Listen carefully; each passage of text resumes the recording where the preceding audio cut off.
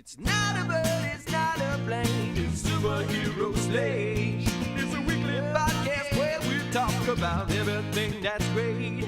Like movies, TV, superheroes. It's Superhero Slate. Oh yeah.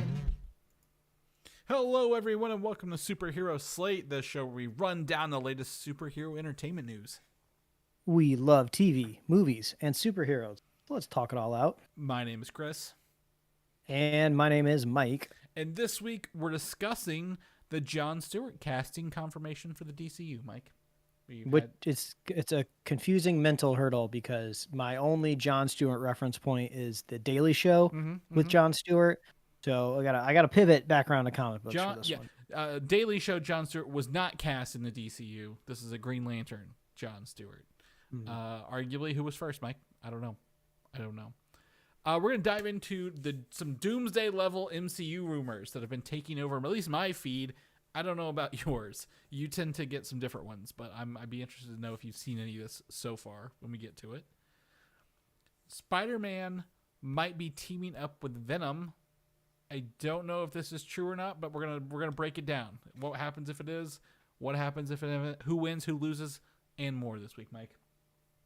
That reminds me, I swear I saw a screenshot online somewhere that showed Tom Holland's like Instagram bio or something that said, big announcement coming tomorrow or something. And that was a few days ago. I never followed up on that. Obviously, it wasn't big enough to where it broke the internet in any way. I don't even know what it was. Yeah. I feel like every time like a celebrity is like touting a big announcement, it's just like, oh, I've partnered with like Adidas and now I'm like a shoe sponsor or something. I'm drinking I don't know. Prime energy drinks now, guys. Take a look at this. It's always what it is. It's Prime. Yeah. No, I don't. I'm not. I know what you're talking about vaguely.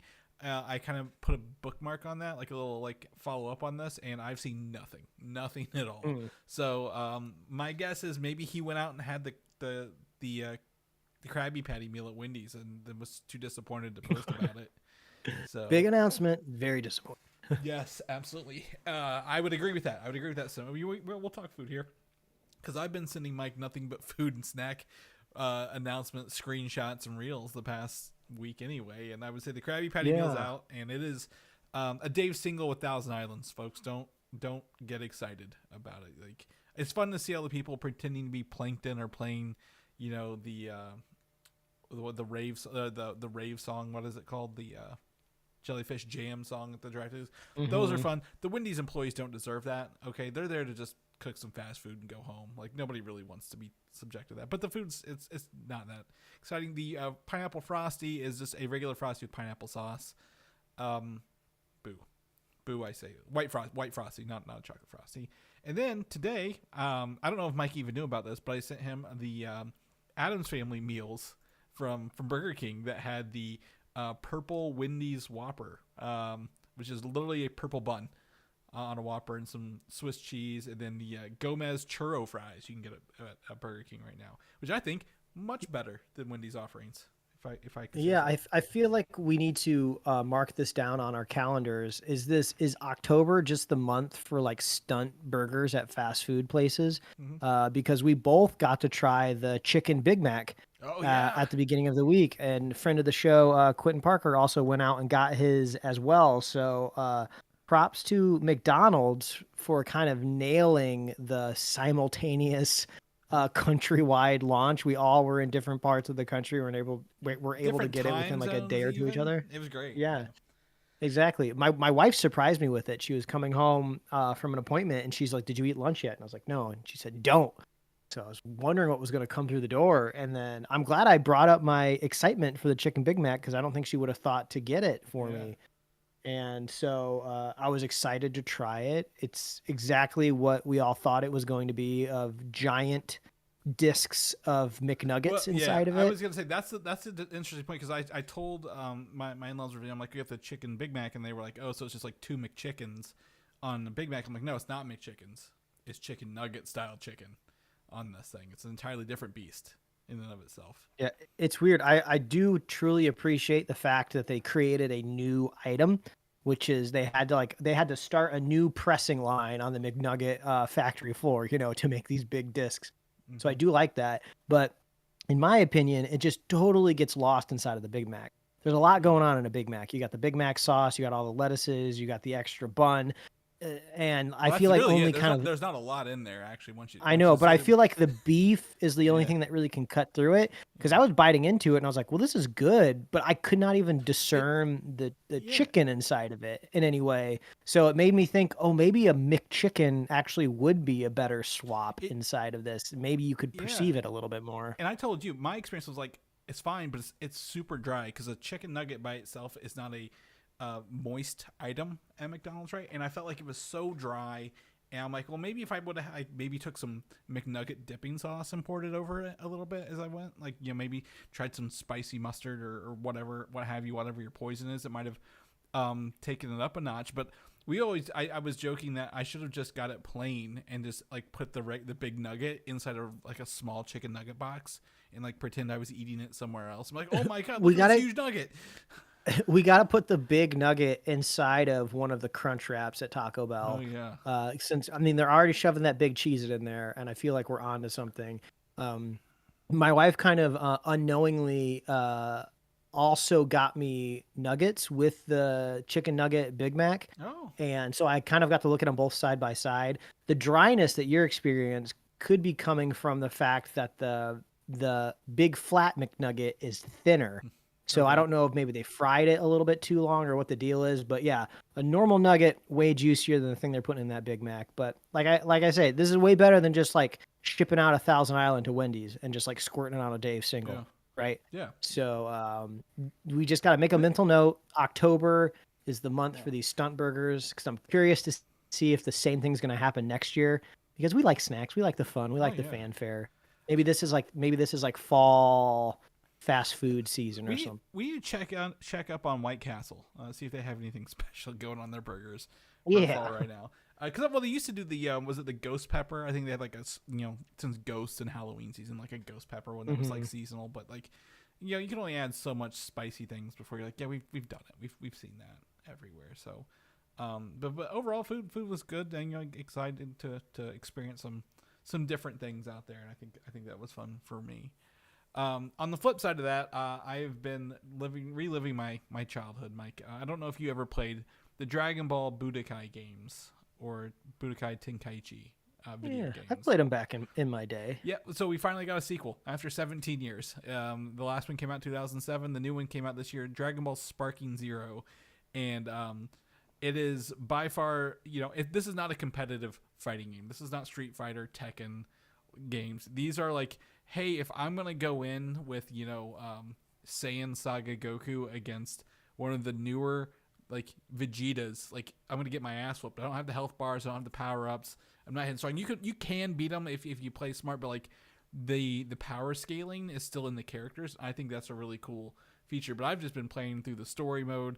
Everyone's like, oh, the cutscenes are sucky. I'm like, this is the same Dragon Ball story that's been out since 1989, Mike. Like, they're not changing the anime that we've been watching for 30 years, right? So, it's been really fun to play and just kind of see people's reactions online. I know it was like one of the best-selling games this week, and obviously online because it's a new game. But I've been having a great time playing it and reliving some of those battles from different characters' points of view. So I don't know if you're, so you probably you've been out of Dragon Ball for a little bit, right? You're not in it right now, so yeah, I'm still poking my way through the wastelands of Fallout at the moment.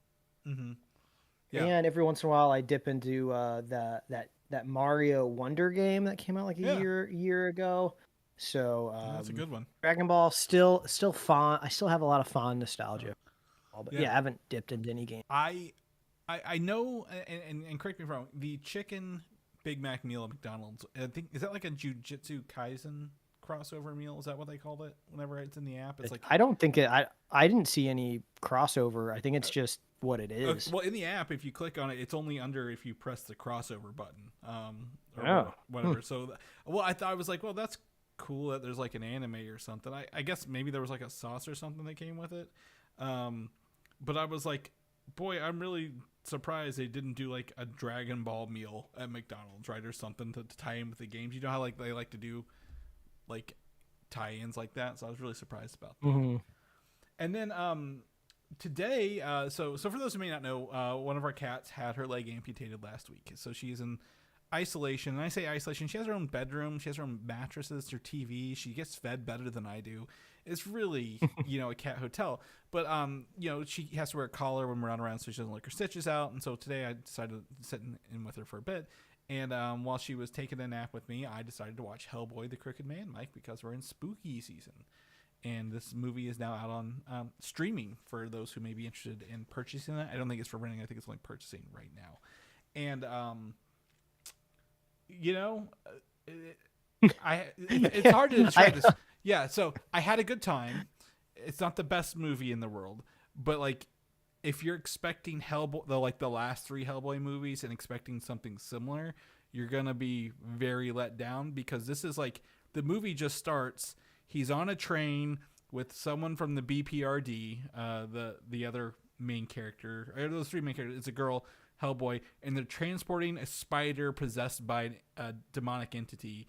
And when the spider's possessed, it grows to Harry Potter size spider, right? Mm-hmm. And something enrages the spider, and they all get knocked off the train, so they have to hunt the spider, and that kicks off the whole thing. There's no origin story. There's no Nazis. It's 1959, and they're in the middle of Appalachia. They fell off a train track. No phones, no TVs, nothing like that, right? And then the story just picks up and goes, and it is very, a bunch of witches out in the world, out in this part of the woods, and dealing with the Crooked Man, who's actually in it a lot more than I thought it would be from the trailer. So I think it's a fun tight little horror film. Not a lot of characters. Very personal story for Hellboy and the other main guy who's coming along the way, which is really cool. But if you're expecting he's gonna be punching demons and fighting the devil himself and all this other stuff, that is not this Hellboy movie by any means. So well, I would say, would the responses to the trailers that we saw out on the internet be accurate to the content in the movie, or did this end up being a lot better than what the internet was predicting it would be? I think it's better than the internet predicted it to be. There is shoddy CGI, right? This is like a $20 million movie.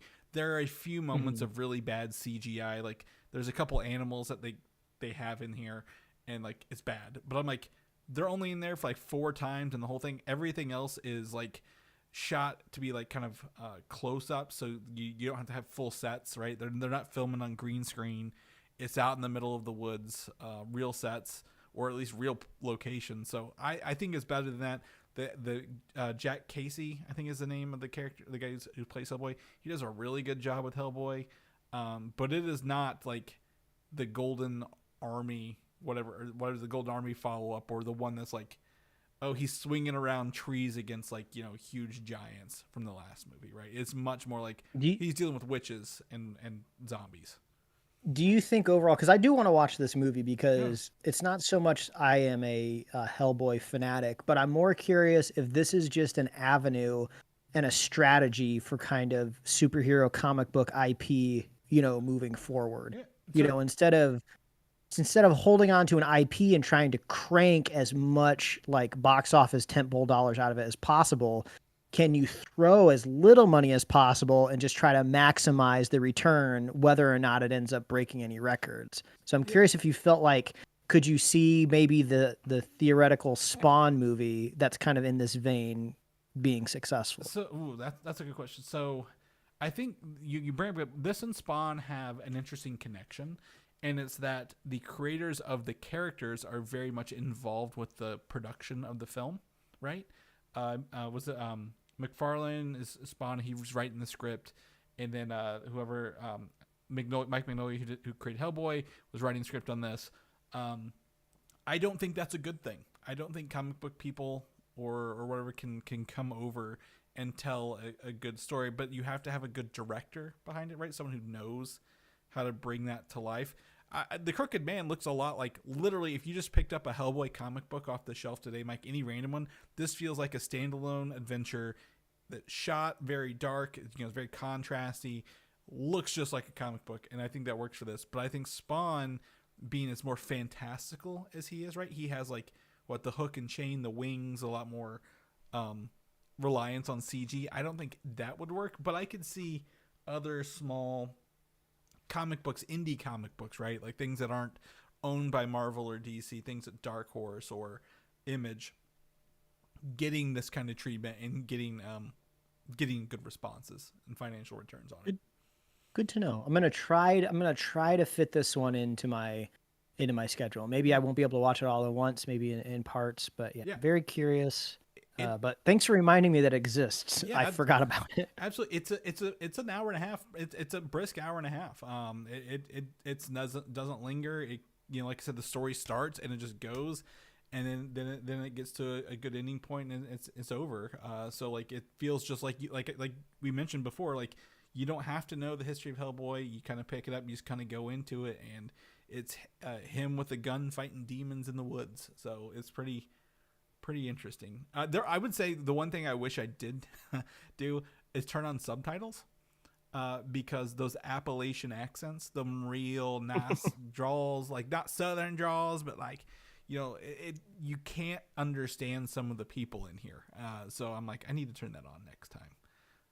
So that'd be my recommendation. But yeah, if I wouldn't, if you want to see it, I'd watch it. But like if you're like on the fence, kind of like Mike is, I wouldn't rush out and buy it for like, was it $25? I'd wait until it's on the streaming service for sure.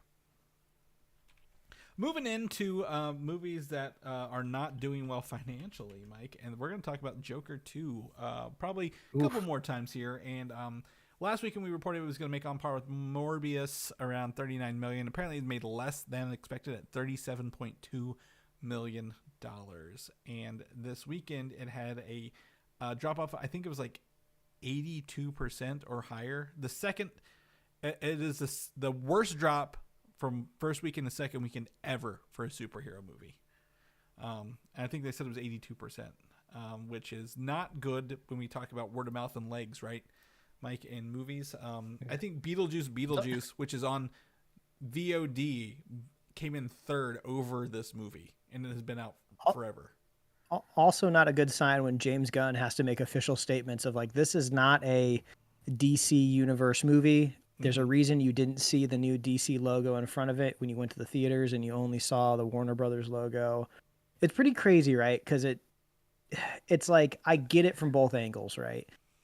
You brought back the exact same creative team that made this kind of totally unexpected financial hit the first time around. So you think, yeah, let's roll the dice and do another one. The big mistake was increasing everyone's payday just absolutely ludicrously. I understand every time you make a subsequent outing, you got to pay your actors a little bit more, your writers, directors. But yeah, that just absolutely ballooned up. I heard a story out there that that getting Lady Gaga in the movie was kind of not a last minute decision, but like a last minute strategic financial pull, where they kind of had to throw a lot at her just to get her at the very last second before they had to kind of pivot and go a different direction. 12 million was her payday for the movie.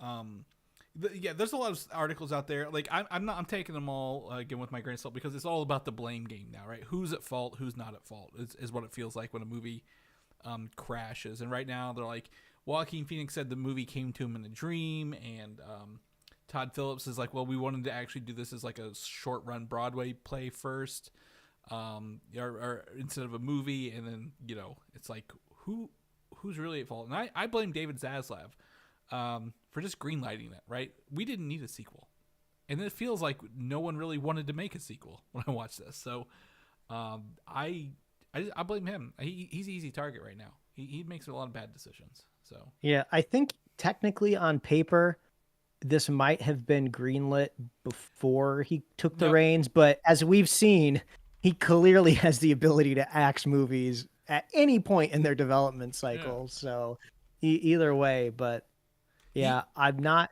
too surprised, but also we have made almost 500 episodes of this podcast where we talk about superhero comic book stuff every single week.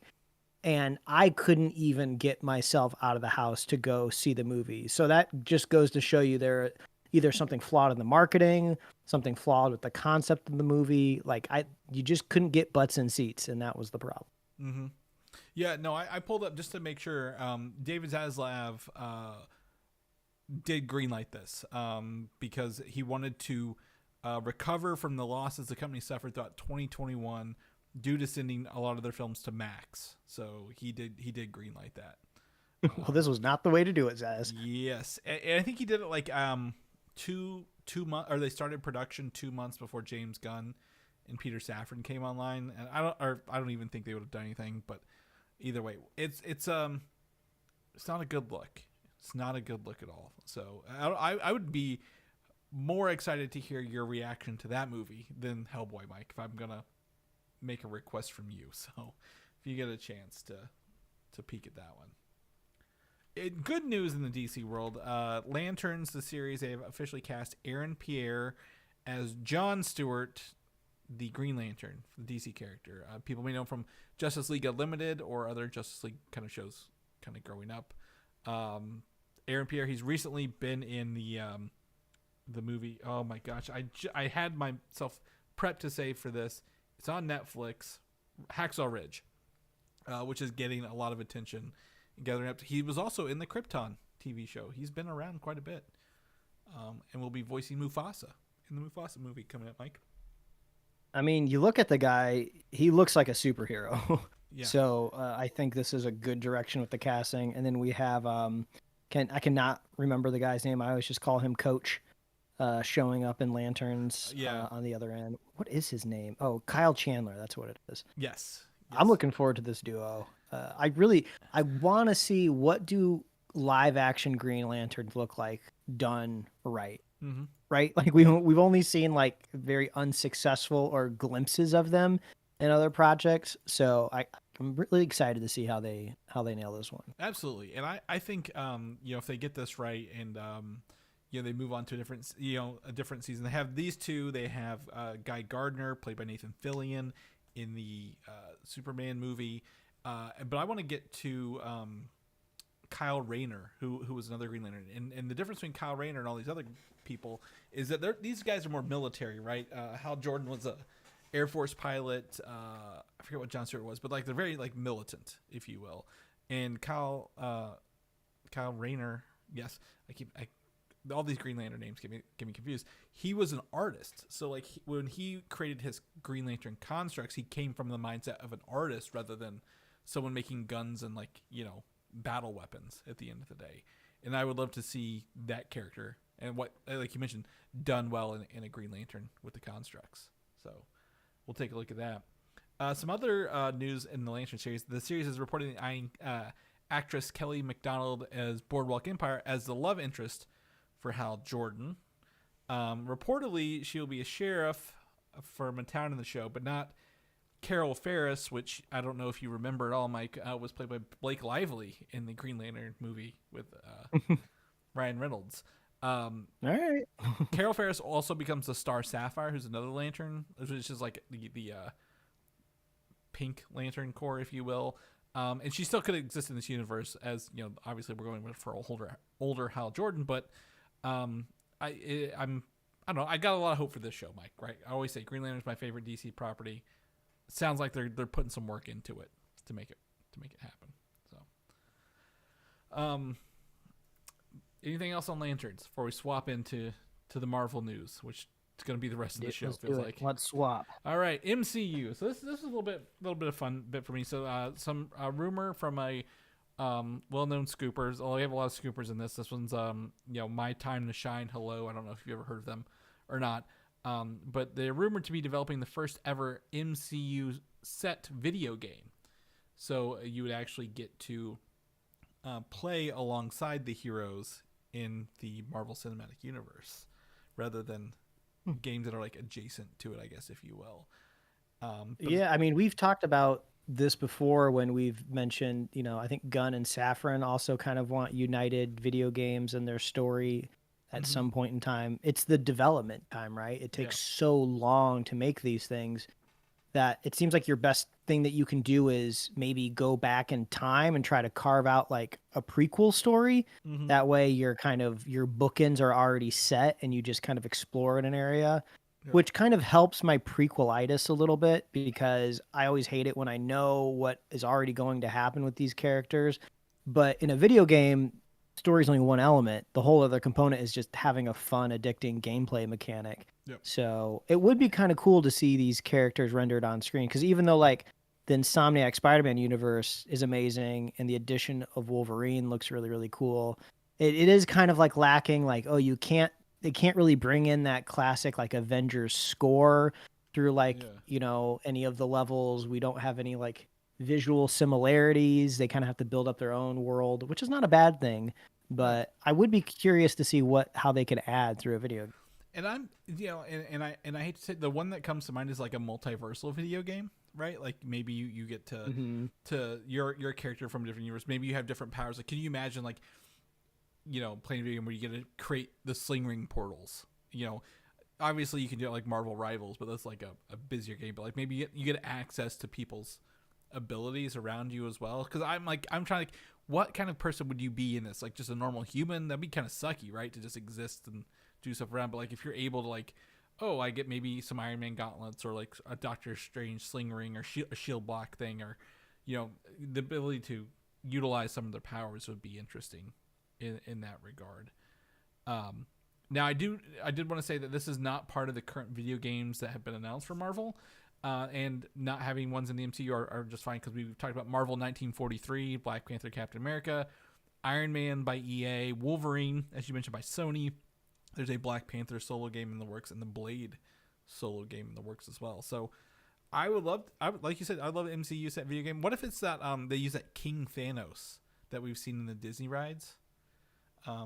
That'd be kind of cool. To like fight. This is weird. Like this is like a concept that I would welcome, but I don't think is necessary either. Just because they've given us such good stuff already with Spider-Man. I love the idea of this like World War II Black Panther thing. Mm-hmm. So yeah, either way, I feel like the Marvel universe, just in video games in general, has been improving over the years. So it's like, well, everything's getting better. So whatever direction they point, as long as it's good, that's all I care about. Yeah, no, absolutely. I think hopefully the quality seems to be, like you said, lifted. So we'll report back as we get more details. But they have a lot of options in there. Moving on to Avengers Doomsday. This is we got some interesting, I would say spicy rumors. Would you call these spicies? As we kind of get into them, but both Avengers movies, Avengers Doomsday and Secret Wars, are to feature secondary villains to replace the Council of Kangs.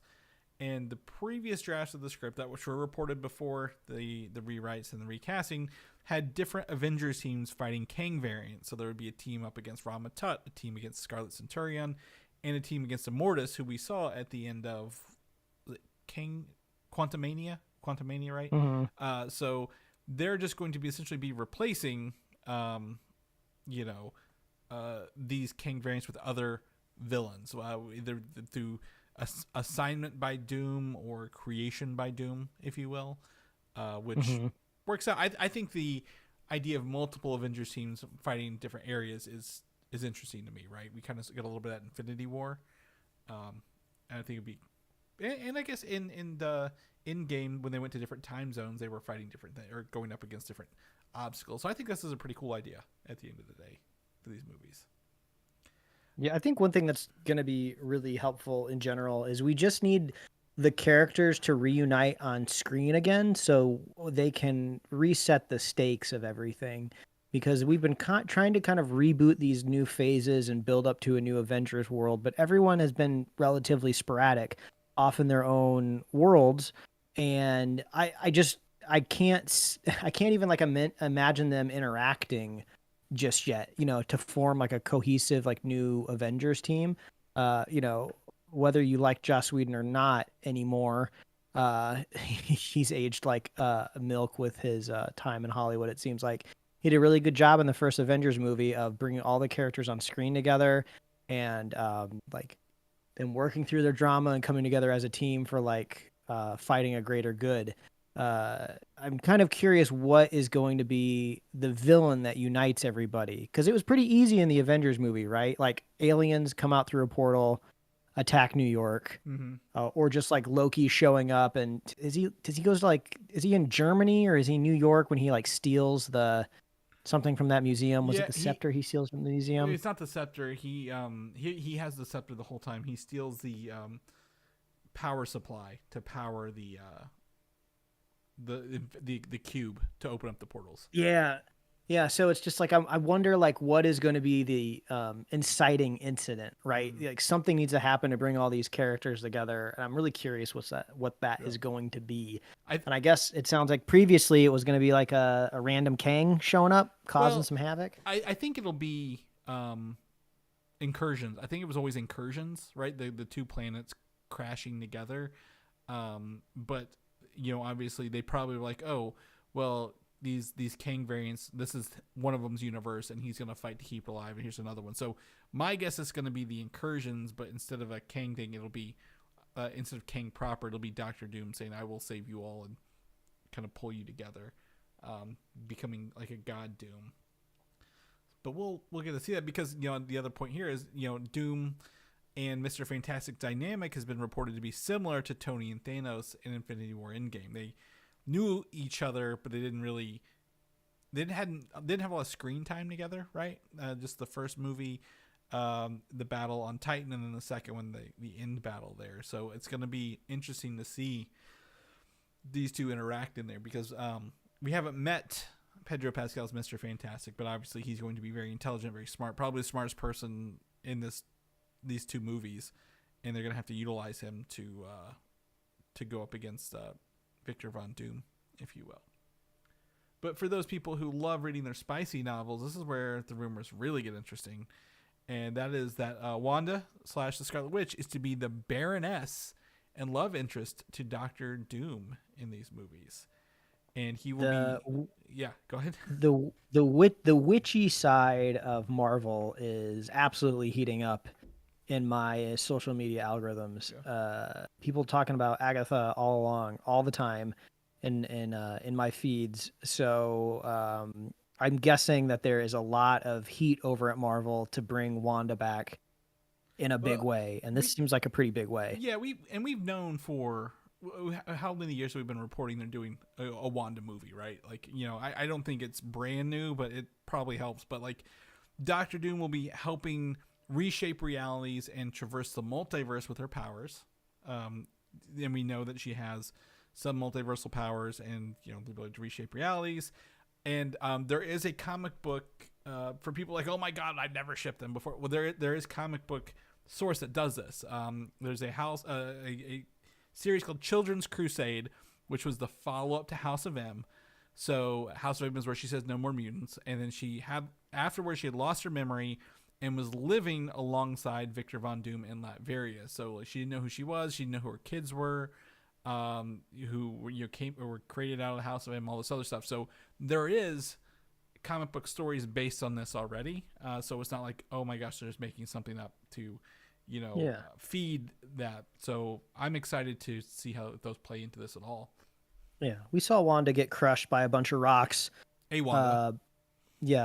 Or at least our Wanda, yeah, in a way. So I could see maybe Doctor Doom showing up in our universe using his Latverian magic to maybe resurrect her in some sort of way, and kind of making her his puppet. Could have chosen another universe as Wanda as well, or maybe his universe. True. If it's a different one, I think that'd be fine. And then at the end, whenever we're supposedly supposed to merge them together, she's the one remaining, right? Because we have heard a lot of rumors that there will be more Wanda content and Vision content, and possibly even her kids showing up at some point as well. So we'll keep our eyes on that. Wink, wink. Other rumors for Doomsday: the team, Avengers team proper, not just the small teams, are to be led by Captain Marvel and Sam Wilson's Captain America, which we Brie Larson was last seen in the Marvels, and Sam Wilson will be in Captain America: Brave New World next year. So that makes sense, right? It seems like the people with captain in their titles will be the captains of the team, if you will. So yeah, we'll have to see if they can elevate the characters kind of past their last outings, which critically maybe have been mixed, but I would say just less enthusiasm overall, as a broad sense. Like, imagine Captain America Chris Evans' last outing as Captain America, you know, before he was leading people in Endgame.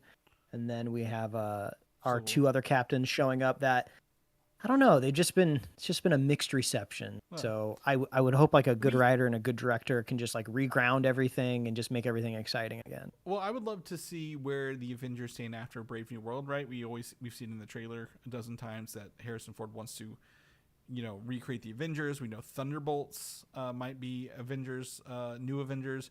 I want to see where that kind of is, right at the end of it, because from what I could tell in the Brave New World trailer, Sam Wilson doesn't even have his Wakandan / vibranium suit. So I think there's still opportunity for him. I don't think if we see Brie Larson again, I will be very surprised before the movie proper, right? So if we hear anything else, or we I guess if we see her next year, we'll let you guys know. Another rumor was that Thor and Sylvie, which is obviously a Loki variant from the show Loki, are to meet on screen in these movies as well. That's a fun little fact. I hadn't even thought about them meeting, right? Because to Thor, Loki has been dead since Endgame or Infinity War. And the scooper also said, "Oh, go ahead." No, that's like a great point. I didn't even think about that. Yeah, because Thor's just like been dealing with the grief and loss of his brother by the Mad Titan.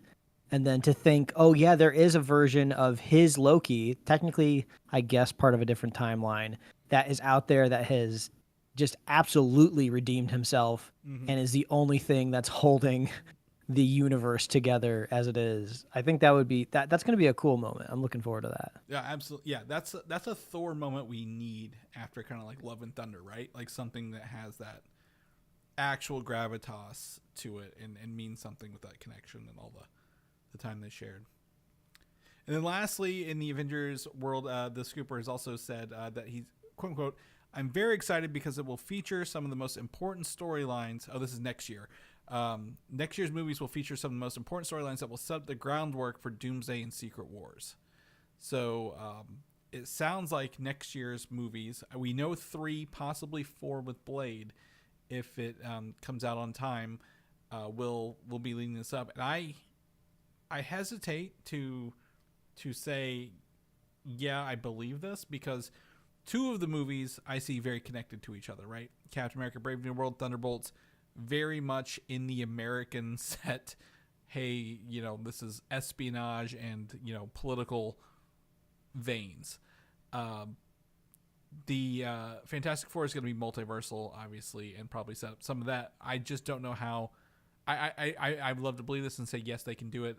I'm excited to see what the storylines are set up next year, Mike, through post-credit scenes in shows. We'll be here patiently waiting to find out. I was also trying to think of the shows next year, and really it's Daredevil. I don't see Daredevil doing anything that large either. And what was the other? Is it possibly Ironheart, I think, next year as well? So, speaking of Ironheart, one of the Fortnite updated shop last night. Guess who's a skin in Fortnite, Mike? I guess it's Ironheart. It's Mephisto.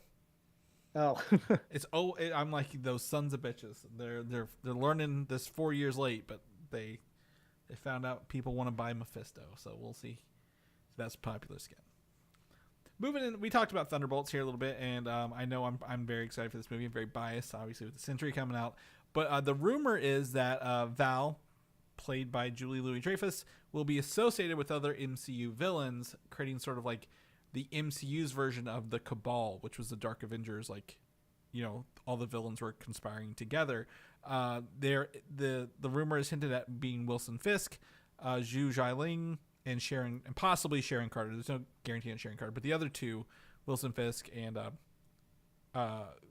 Shang-Chi's sister, being running some, I wouldn't say being villains, but running like, hey, we want things to run our way, and we're gonna do it the shady way kind of deal. So, yeah, I think it makes sense that something like this would pop up. I mean, we've been kind of thinking that maybe something along those lines could be like motivating a MCU version of like Norman Osborn at some point in time. Mm-hmm. But it makes sense for like a human to come in and try to be evil, where it seems like most of the time these threats have been either extraterrestrial or just kind of like palette swapped versions of the characters that, no, I turned evil at the same time when you turned good, so I'm the villain this time around. So it makes sense that humans would see an opportunity. Kind of like it's really underrated because it doesn't have a ton of screen time, but when Hawkeye loses his family in Endgame, and he's out there like massacring all of these villains that kind of have used this opportunity of the blip to rise to power. And I was like, yeah, that makes a lot of sense. That would happen. Yeah, and that's kind of what this feels like, right? It's like, oh, it's not Loki and Doctor Doom and like a bunch of very powerful people conspiring together. It's like these are people who are like, yeah, they're bad guys. I wouldn't say they're evil. They're bad guys trying to make money or, run their own criminal empires in next to each other. And they probably got some like, there's some rules we all follow. We're all bad guys, but we follow these rules so we don't, cause issues with each other. So I would love to see that because like you mentioned being the opposite, like Wilson Fisk, Kingpin, and Daredevil are not palette swaps of each other. They're truly opposite people, right? And that's really fun to see in there. Moving on, some more reports, more rumors along the way. Love the rumor mill. It's churning out all this good stuff. Moon Knight will return, and I quote, Marvel has an idea that's really exciting according to them. They didn't give us the details. Man, I haven't thought about Moon Knight in such a long time. I would love to see him next to the Defenders and like the street level people. Like Daredevil, if they bring back Luke Cage, whatever. We'll talk about Daredevil next, but I would love to see him in that level of the game, right? We don't need to see fictional deities fighting over the pyramids. You could probably bring him down a little bit more and deal with that kind of stuff and make it more relatable. So the only other opposite way that I would agree to Moon Knight having these huge deities is if he fights or if he goes up against Black Panther, because they also have like their Panther deities, right? So yeah, I would love to either go big or go small. Don't middle range it again at the end of the day. Moving into Daredevil, I'm excited for this show, Mike. This is a show that has got my ears perked up for next April, May, right? We're whatever movies are going on, this is going to be awesome. Season 2, which is the back 9 episodes of the 18 that were ordered, the production begins in a few weeks. And season 2 is also rumored to debut after Spider-Man 4. So I don't think season 2 will be a multiversal season, Mike. I think they'll keep it, either in between or outside of the Secret Wars, Doomsday stuff, right? Like land on each side of it. That way they don't have to deal with multiversal stuff with Daredevil. Sound good to you? Yeah, I think it makes sense to keep him street level, unless you want to inject a bunch of CG into the show. Like if Daredevil wants to fight a bunch of like aliens or things from another universe, I mean, I'm down for it, but something tells me that's going to run up the budget. Yeah, exactly. And then also, the only way I can say, do it is if they bring in multiversal versions of the other heroes, and we're going to talk about that because in this, we've heard Daredevil, Mayor Fisk will be hunting vigilantes, and season 2 might see the rumored return of Colleen Wing, played by Jessica Henwick. From Iron Fist. Danny Rand, Finn Jones himself, who we don't want to come back, is rumored to return as Iron Fist Master, the new Iron Fist Master, rather than the actual hero himself. He won't be Iron Fist. So that's fine. That's good. If they're looking to bring the Defenders back in, wait till season 2 to bring some of them back in. They don't need to all be in season 1. Interesting asterisk here. Sony refused to allow Spider-Man to be in the Daredevil series. They said no, Spider-Man can only be in Avengers or solo films. And I think that's a big mess. All right. I mean, it would be crazy, though. I mean, that would be such a huge pull. I'm trying to think what kind of has been the biggest crossover to the Disney Plus series. Well, I mean, nothing would be bigger than Spider-Man showing it. Yeah, he was in Spider-Man No Way Home at the beginning. Remember, he was his lawyer. So they have. Quid pro quo. Come on, let's make it happen. Come on, we're letting you make Kraven. We're letting you put Kraven out into the world. We watched Madam Web. We paid money. At least let him have a little bit of Spider-Man. Just a Yeah, little come bit. on. It sucks. But I think, obviously we talked about Spider-Man being, gadgetless, just working the streets of New York. That'd be fun to see him with Daredevil. Say what you will about She-Hulk. Daredevil and She-Hulk in those She-Hulk episodes, pretty good, right? The scenes where he was in there with that. I would love to see some team-ups in these shows with other outside people. But Spider-Man will get a name drop in the upcoming series, even though he's not appearing in season 2 at this time. I feel Allowed to say his name. Thank God. Yeah, we can say Spider-Man. Owned by of the, was it the Spum? Is that what we call it? Sony Pictures of Marvel movies, the Spum universe Spider-Man. But we'll shift into some Spider-Man news here. I've got some more rumors. We're gonna keep feeding these rumor mills. Just throw the grain in. Per Scoopers, I think I might have shared this with you earlier this week. Is that Robert Downey Jr. will have a role as Doctor Doom in the upcoming Spider-Man movie.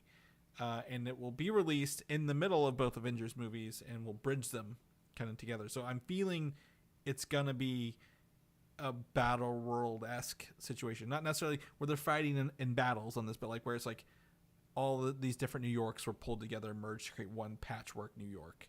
Yeah, on it's Earth. really starting to feel like this next Spider-Man movie is supposed to be doing a lot of heavy lifting.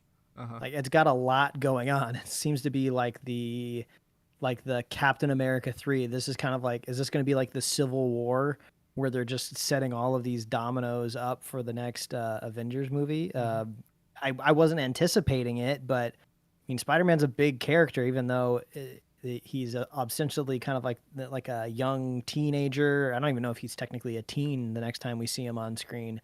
Seems like they're putting a lot in this next Spider-Man movie with all these. Yeah. And honestly, that might be, again, knowing that Sony owns this and what they push for, it may be like, look, we made $2 billion with the last Spider-Man movie. Let's do it again. But Marvel's probably trying to rein some stuff in. Like, we need to do some stuff in this as well. So we'll see what really comes out of these, because we've been talking Spider-Man rumors for weeks, if not months. So I just need a nice official announcement, Mike. Like, I would love to know the title, the cast, when's it coming out. I think that would really help assuage some of these rumors out here. But that also goes into the next part of this rumor, is that the movie Spider-Man 4 is taking on multiversal aspects and saving the street level stuff post Secret Wars because of its release in between Doomsday and Secret Wars. And that Marvel Studios, Kevin Feige himself, is pushing for street level after the return to the soft rebooted MCU, not to waste not necessarily waste, but put a street level Spider-Man movie in the middle of two huge Avengers films, right? At the end of the day. So I guess it makes sense. yeah, my guess is this wasn't before Robert Downey Jr. was cast as Doctor Doom.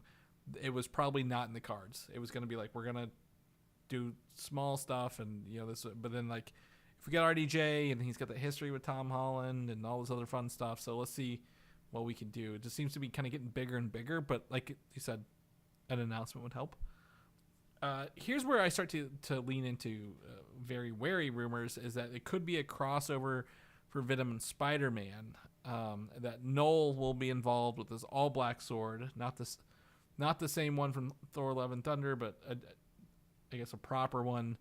And the character No Black Cat would not appear in this. Now, I take this all as asterisks. I think we are in the month, 2 weeks, less than 2 weeks before Venom 3.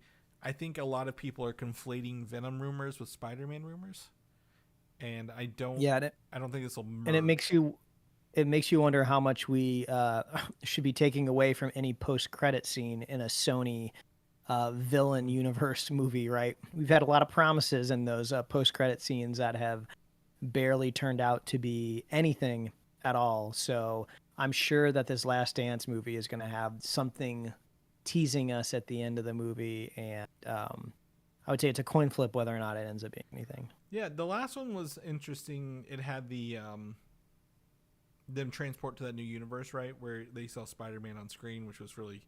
I think that one paid off well in No Way Home. The fact that they didn't have hardly screen time. But yeah, they are literally... I don't know if you've seen all the Venom stuff, Mike, but like is like the last ride. This is Tom Hardy's even like, I'm not gonna be Venom anymore. Like, this is it for me. Like, we've done our trilogy. We're done. I don't think he's gonna come back even for a Spider-Man movie, Mike. Like, I think when Tom Hardy says he's done with it, he's gonna be done with it. And if Venom comes into Spider-Man 4, it will be black suit Spider-Man. I don't think it's gonna be Venom as a character. It'll be Spider-Man and quote unquote the Venom symbiote together, if you will, right?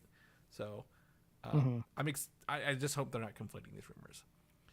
The last bit of news here, that this is for Tom Holland. He'll be kickoff filming May 25th, 2025 through October of that year. And Tom Holland will do his Doomsday filming, Avengers Doomsday, prior to this. So he will film Avengers Doomsday, Spider-Man 4, then probably Secret Wars after that. So I'm excited for all this production to kick off in 2025. It sounds like it's going to be a busy year for all companies all around, right? Making things between DC and Marvel. So, and apparently Sony here. Yeah. I would love to see that. It's a hot time to be in Atlanta and London. Yeah. Those are the places to be, and maybe Australia as well, and possibly Vegas if those tax credits get signed into law over there. Not Los Angeles. Ain't nothing happening out here. No, and then James Gunn filmed all of like Superman in Ohio, right? So like, who knows where DC will film their stuff at this rate. So, yeah, I just Jared. I can't wait to see your on-set photos, man. Those guys have the best lenses. That's where all their advertising dollars go. So we'll be keeping you posted as more Spider-Man rumors come up along the way. Again, we're gonna jump in some rumors on Venom: The Last Stand. I bought my tickets for this, so I've seen some trailers here and there, but the rumor is that Noel is not going to have a lot of screen time overall. And we reported last week that Andy Serkis will be CGI in him, but they say it's going to be laying the groundwork for future movies. This was tied into that Spider-Man 4 rumor where Noel will be in Spider-Man 4. I don't see how they'll do it. Hopefully it's just a rumor. And they'll just end with, like you said, an end credit scene that does nothing. Yeah, people keep making JPEGs that say Spider-Man, the Black Knight, or the Black King, or something like that. King in Black.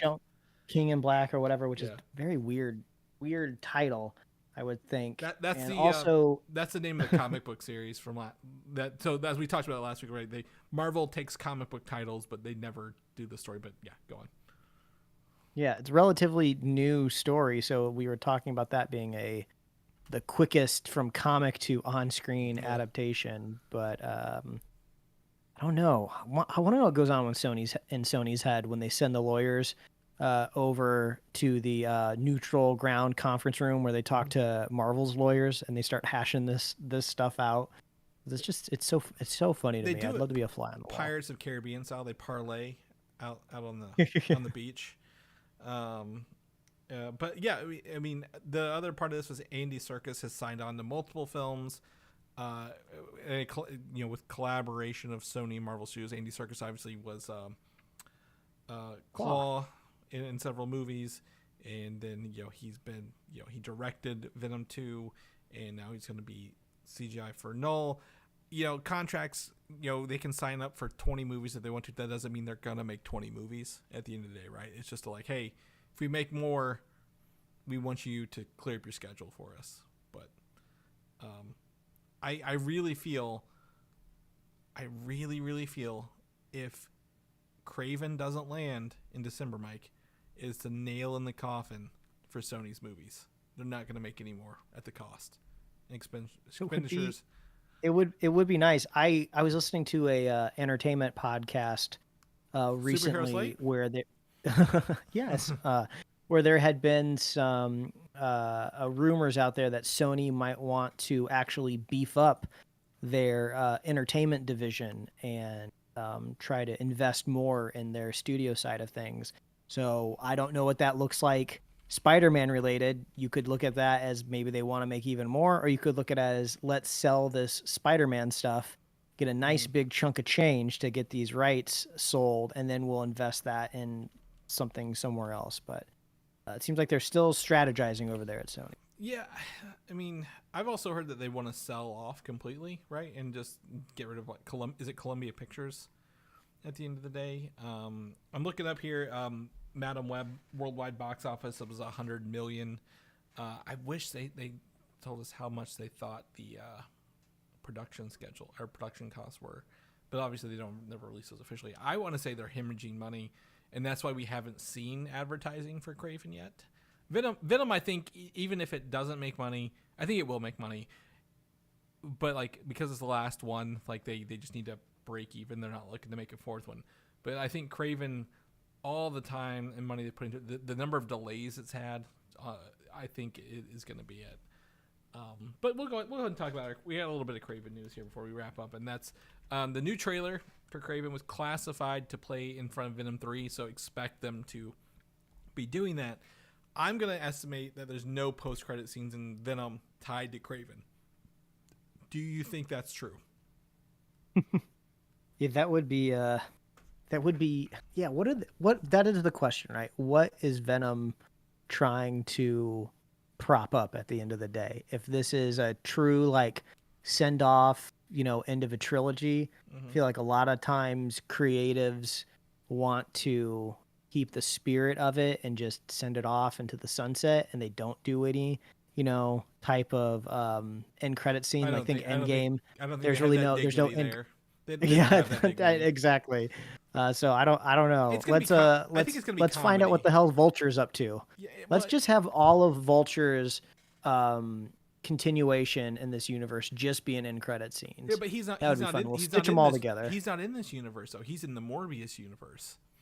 Well, maybe an end credit scene could explain that, Chris. No, I don't want that. If anything, it'll probably be funny. Something to do with like one of those fishes or frogs or the horse.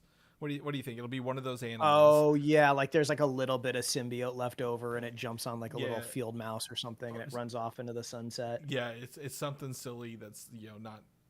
My guess is going to be something silly like that, a reference of something goofy they've done in the movie. Because Venom, at the end of the day, is more of a comedy than an action movie, or at least an attempt at comedy, right? It's like a buddy comedy. This one looks to be like a buddy comedy with travel involved. So we'll see what they do, but I don't think it'll be Kraven related. If Madam Web didn't tie into anything, Morbius tied into the ending of Spider-Man with the Vulture. Maybe Kraven will try to do it, but man, I think at this point they're just trying to be like, let's just hopefully that new deal Marvel made with them, they're like, no post-credit scenes. You cannot tie to Marvel anymore. Stop it. Cut it out. You want your millions of billions of dollars? Let us handle this, right? We haven't steered you wrong in 3 films, so hopefully that's it. But anyway, Kraven trailer. I'm excited to see the CGI wreck that is Rhino in this movie, and just absolutely probably go in 2 drinks in hand, Mike, liquor drinks. I'm not talking soft drinks. And drink myself to watch this movie on a matinee. Yeah, we still haven't seen the Kraven popcorn bucket. We got to see what they got. What you think it's gonna be, like something to do with like that big lion coat he has or something? Maybe. Maybe. It's gonna be his little throne chair, isn't it? It's gonna be the throne that he sits on, or like a rhino where you pop the horn back and you put the popcorn in it, and it's gonna be awful. Why would you make me think about that? Let's ruin it. Now, I will say, in terms of popcorn buckets, how do you feel about the Gladiator popcorn bucket? Speaking of Russell Crowe, who is in Kraven, that's how I'm going to tie this together. That's my segue there. That's true. I mean, it's funny. That's not the type of movie I was expecting a popcorn bucket for. It's not exactly historical, but doesn't make me think that the type of audience that's looking for a popcorn bucket. But I guess it's a little closer to maybe an audience that goes to see a Dune. But it's kind of cool. It's a legit looking helmet on a cup and a bucket. I think if you take the top of the popcorn cover off, the one on the hinge, right, and look at it, it looks like literally Victor Von Doom's mask. If you take the top of the helmet off, so maybe there's a way to repurpose this into a Marvel bucket, like paint it up or something. It was that, and then somebody else showed me another. Maybe I think it's the Wicked stuff is starting to come out as well. That movie. So I'm not interested in that, but we'll see. Anyway, Mike, anything else you want to add to Kraven before we wrap up the show? Because we can only beat that dead horse so long. I think that's another week in the bucket. That's right. If people want to know what you're up to, what you're doing, where can they find you at?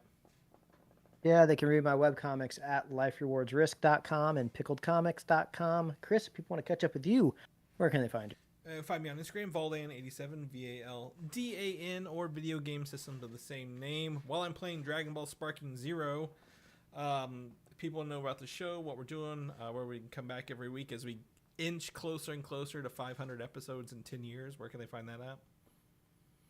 Yeah, all you got to do is visit superheroslate.com. That's the best place to find all the avenues we host our show. You get our awesome show notes to see what we've been talking about each week. You can find us on Apple Podcasts, YouTube, Spotify, wherever else you love to listen to fine podcasts like ours. You can get merch at superheroslate.com/store. We love hearing from you. Reach out, let us know what fast food collabs are you the most excited for this season. Let us know. We love our super fans. So if you want to be a super fan of the show, all you have to do is share the show with a friend. Share the show with a buddy, and we'll be here every week, folks. That's right, and we'll see you guys next week. Bye.